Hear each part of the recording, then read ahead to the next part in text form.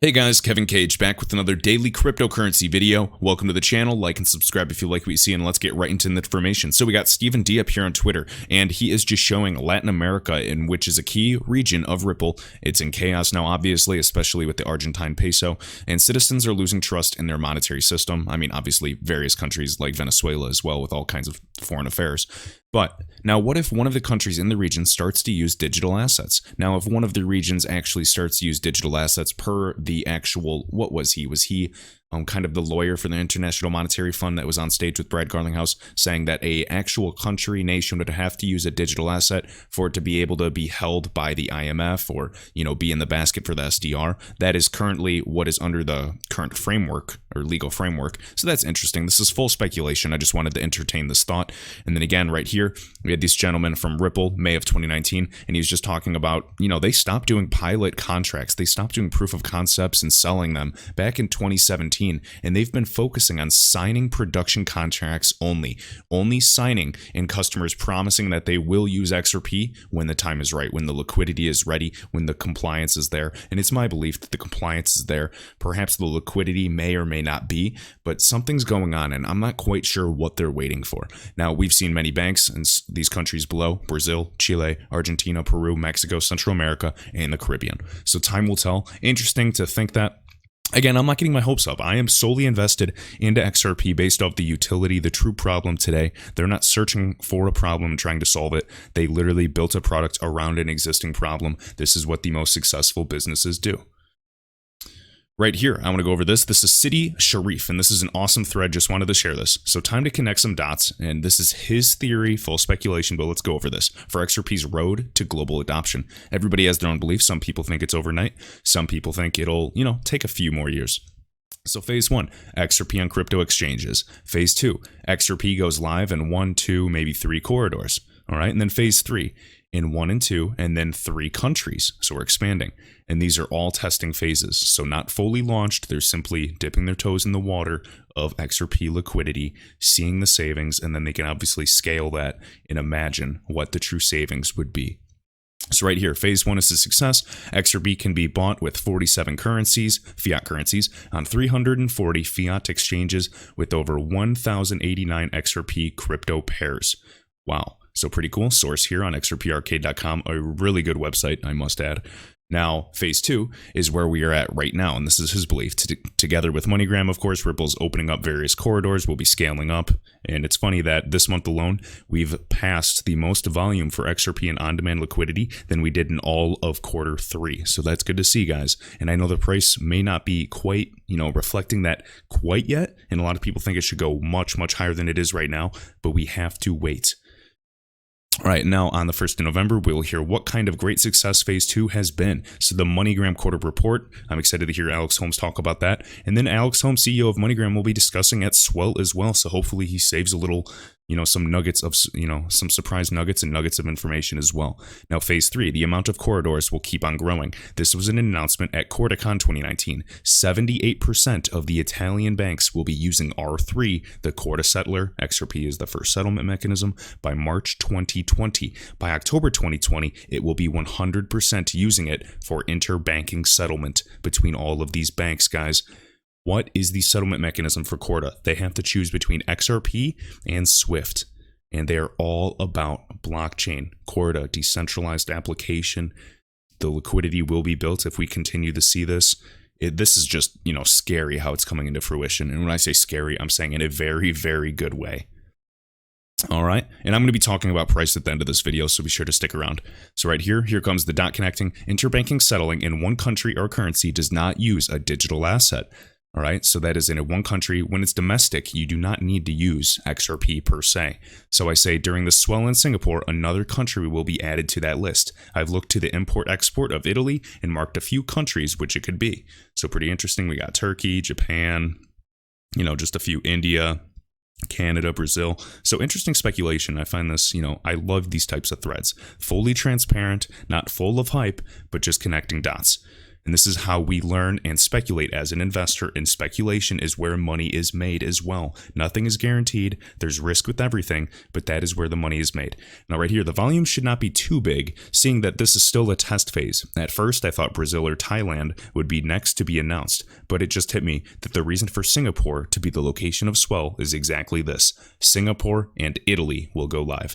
So it wouldn't surprise me. But again, we have to go with the flow and see what happens. I know DBS Bank is actually speaking on the agenda at Swell, so perhaps they'll have an announcement as well. Now, final phase 3 will start because I don't see any other level of testing XRP as a bridge asset. So we got 1, crypto exchanges, 2, fiat corridors, 3, nations working together, and after a successful phase 3, acceleration of adoption on a global scale. P.S. It's all speculation. It can go so much quicker or even slower. There's tax issues that haven't been solved yet in terms of regulation.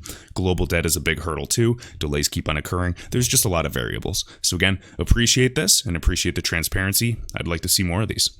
Right here, XRP Neo, guys, just wanted to give him a shout out on coil.com. He has his new blog. He's going to be more active on Coil. Really good writer. I always like getting his 2 cents on things. And this blog is The World, powered by XRP. Hopefully he doesn't mind. I'm going to read one little paragraph of this because I do find it very valuable. So again, you can find him right here, XRP Neo.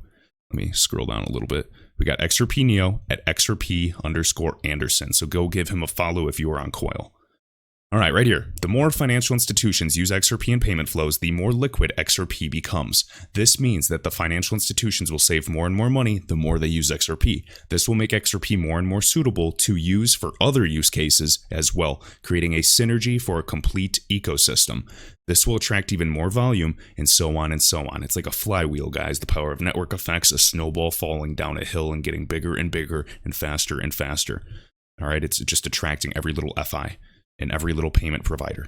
So as you see, this is an extremely important aspect and why it's so important for XRP being a first mover in the bridge asset space. XRP would become the most liquid asset in the world. It would have extremely low volatility and an extremely tight spread.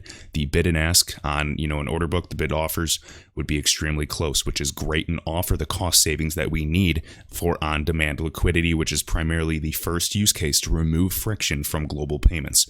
And now since trillions of dollars could be transacted through XRP daily, this would, truly mitigate volatility as well.